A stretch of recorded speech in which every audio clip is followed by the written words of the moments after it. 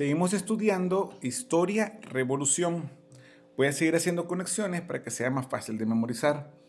¿Qué es la revolución? Inicia cuando Francisco I. Madero publica el Plan de San Luis Potosí, donde llama a tomar las armas. Aparecen personajes como Pascual Orozco, Pancho Villa y Emiliano Zapata. Se inicia una lucha en la que los revolucionarios salen victoriosos y Porfirio Díaz renuncia al poder en mayo de 1911. Primer punto importante, la inicia a Francisco I. Madero. Esa I también es un número romano 1. Entonces, cuando decimos quién inicia, Francisco I. Madero, número 1. Número 2, importante, todas las fechas aquí son a partir de 1910, que es cuando inicia la revolución. La revolución inicia el 20 de noviembre de 1910. Ese día, la fecha de la Revolución Mexicana, los que tenemos tiempo de vivir en México nos damos cuenta que en noviembre tenemos un feriado, el cual es la Revolución Mexicana, el 20 de noviembre de 1910. Orden cronológico de los eventos: conquista, independencia y revolución. Personajes de la revolución: Porfirio Díaz, que fue el que se derrocó, Pancho Villa, Francisco I. Madero, Emiliano Zapata, Victoriano Huerta, Venustiano Carranza, Pino Suárez, Plutarco Elías Calles. ¿De qué se trató el Plan de San Luis Potosí? Fue promulgado por Francisco I. Madero para evitar la reelección de Porfirio Díaz y derrocar el porfiriato. Se buscaba lograr elecciones libres y democráticas.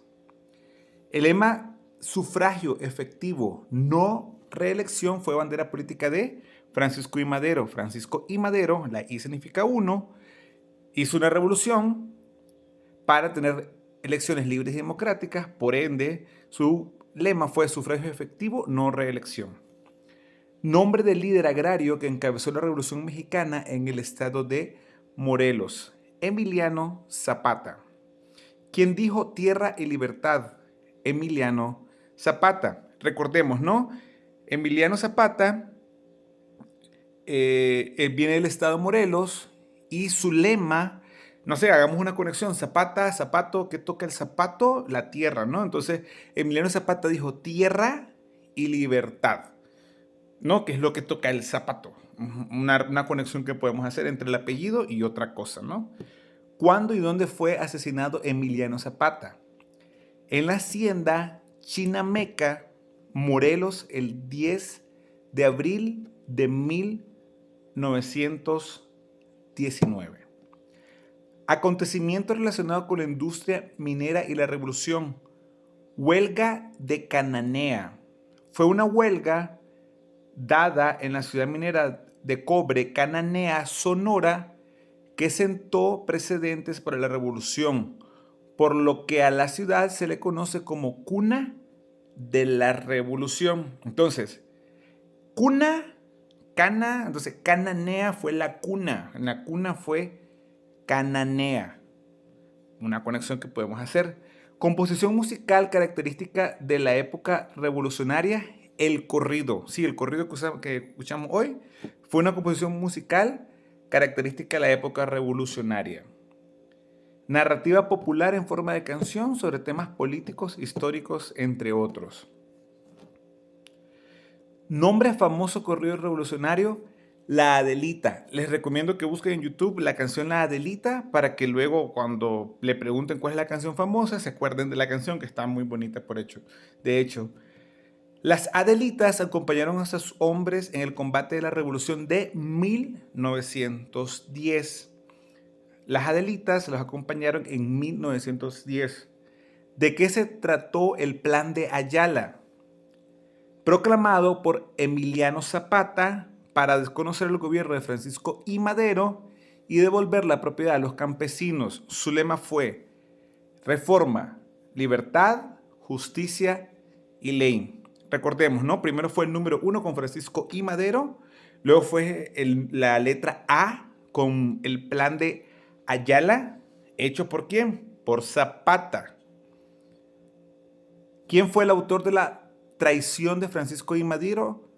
Victoriano Huerta. Nombre del golpe de Estado ocurrido del 9 al 19 de febrero de 1903 o golpe militar para derrocar a Francisco I. Madero. Decena trágica. Fue del 9 al 19 de febrero. Estamos hablando que fueron 10 días. Por tal motivo se llama decena trágica. Podemos amarrarlo, ¿no? De que el 14 de febrero hay una tragedia, ¿no? De alguien que tiene una flecha y se muere de amor. Entonces fue del 9 al 19, 10 días, decena trágica en 1913, que es un día antes de ese día, ¿no? El 14 de febrero, que es un día donde hay una flecha y alguien puede morir, ¿no? ¿De qué trató el Plan de Guadalupe? Plan para desconocer el gobierno de Victoriano Huerta por la traición a Francisco I. Madero. Fue creado por Venustiano Carranza, firmado el 26 de marzo de 1913 en la hacienda Guadalupe de Coahuila. Plan Venustiano Carranza para derrocar a Victoriano Huerta. Plan Guadalupe. ¿Quién encabezaba el ejército constitucionalista durante la revolución? Venustiano Carranza. ¿Quién fue Pancho Villa? Esta para mí fue una pregunta de examen. Y Pancho Villa fue líder de la Revolución Mexicana. Apareció en escena cuando Venustiano Carranza llamó a formar el ejército constitucionalista. Nombre de Pancho Villa. Recordemos, ¿no?, que aquí hay muchos nombres religiosos, así que Pancho Villa se llamaba José. Ese es su primer nombre. Su segundo nombre es Doroteo. Y luego son dos A, ¿ok? Para que no se olvide. Primer nombre religioso, José Doroteo. Y luego vienen dos A. ¿Cómo se llama? José Doroteo Arango Arámbula. ¿A quién se le conoce como el Centauro del Norte? A Pancho Villa. ¿Cuándo y dónde fue asesinado Pancho Villa? El 20 de julio de 1923 en Parral, Chihuahua. Fue baleado múltiples veces en su vehículo y su cadáver fue decapitado. Hay un queso aquí en México que se llama queso del Parral. Tal vez un día van al súper y lo miran. No sé, amarremos el nombre de ese queso, que es queso del Parral, con la muerte de Pancho Villa, el cual se llamaba José Doroteo Arango Arámbula. ¿En qué año se firmó la Constitución que nos rige actualmente? El 5 de febrero de 1917 en Querétaro. Los que hemos andado en Querétaro sabemos que hay una calle que se llama la 5 de febrero, una de las más importantes. La calle 5 de febrero está en Querétaro. ¿En qué año se firmó? En 1917. También esa fecha es un feriado. Entonces, el 5 de febrero de 1917 en Querétaro se firma la Constitución. ¿Quién fue el primer secretario de Educación Pública de México? Otra vez otro nombre religioso, José Vasconcelos.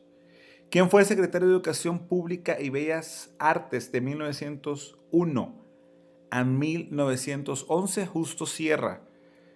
Educación Pública y Bellas Artes, ¿no? Muchas veces se ocupa una sierra, ¿no?, para cortar el mármol donde se hacen las artes. Entonces, Justo Sierra ocupó una sierra para cortar un mármol y luego hacer una arte, una bella arte. Entonces, él fue el secretario de 1901 a 1911.